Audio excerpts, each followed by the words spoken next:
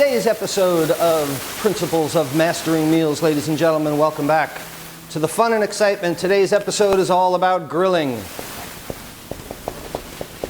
Grilling. Conductive is a conductive cooking process because the heat is applied directly from below. It's broiling flipped upside down, if you will, but there's no medium for the heat to penetrate food. It's not air like in roasting, it's not fat like in pan frying, it's not liquid like in steaming, boil, simmer, poach, and so on. Moist or dry cooking method, grilling. Dry, very dry. Dry, conductive cooking method. The thing about grilling is this is generally the most intense heat that you have at your disposal in the kitchen. Saute pan won't get as hot as quickly. Certainly an oven won't. A deep fryer won't. This is generally the highest, hottest, most intense heat that you can apply. So you have to be very careful about the items that you choose in grilling. The first thing is to choose items correctly.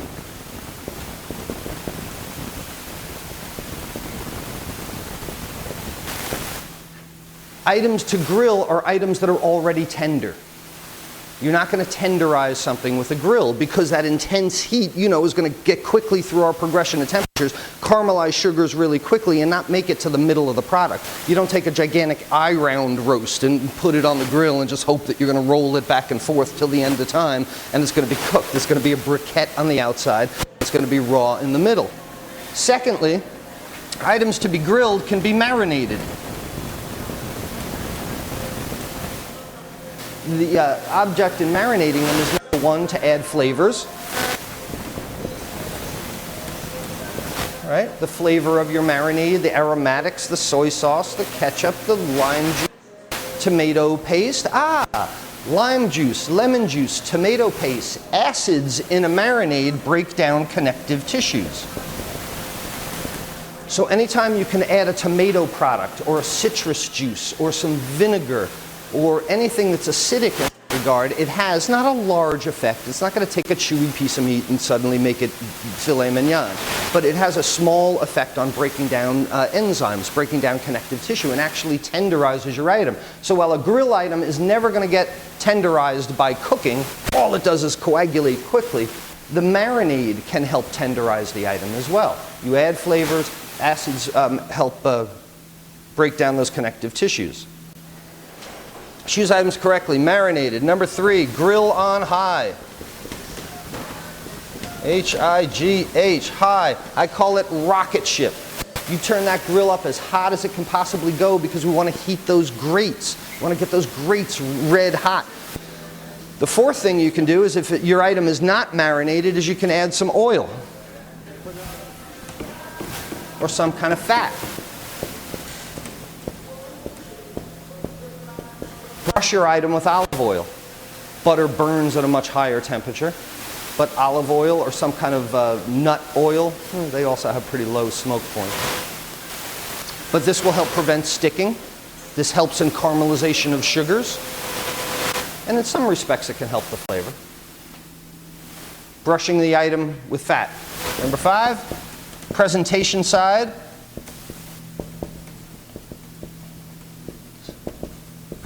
Presentation side down. If it's a chicken breast, there's a show side and a no side. The no side is the ugly side where the tenderloin was. The show side is the nice smooth side where the skin. Show side down first on the grill. All right, so presentation side down. After a few minutes, we're going to peek. We're looking for the caramelization of sugars.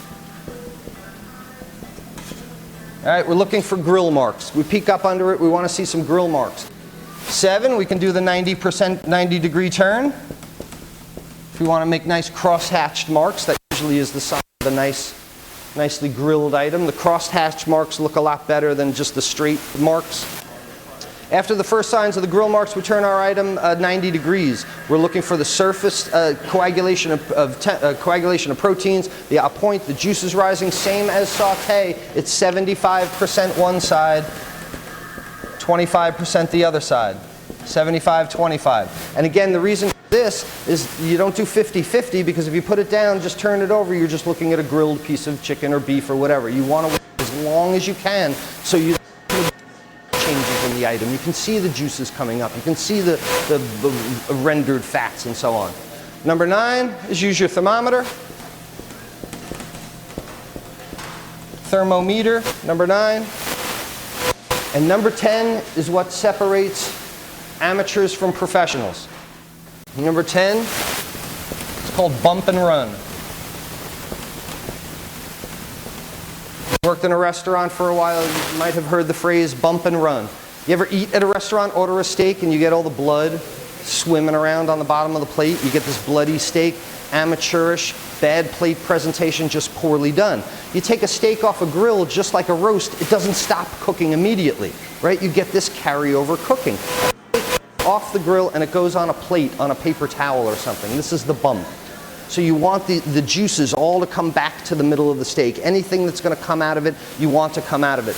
Bumped on a plate or a paper towel, onto the plate for service, run out to the dining room.